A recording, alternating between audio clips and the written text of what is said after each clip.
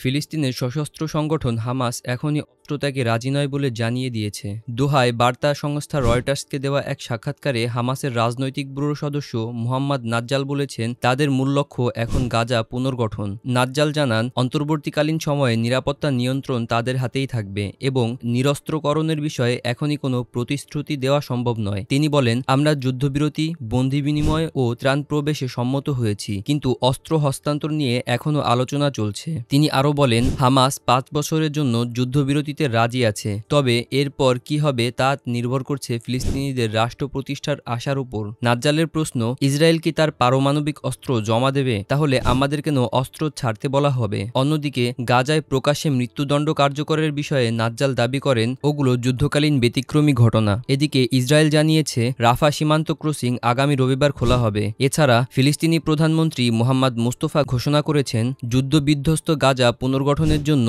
$৬৭ billion ৫ বছর মেয়াদী পরিকল্পনা নেওয়া হয়েছে। এতে ৩ ধাপে পুনর্গঠন কার্যক্রম চালানো হবে: জরুরি পুনরুদ্ধার, অবকাঠামো পুনর্নির্মাণ এবং দীর্ঘমেয়াদী উন্নয়ন।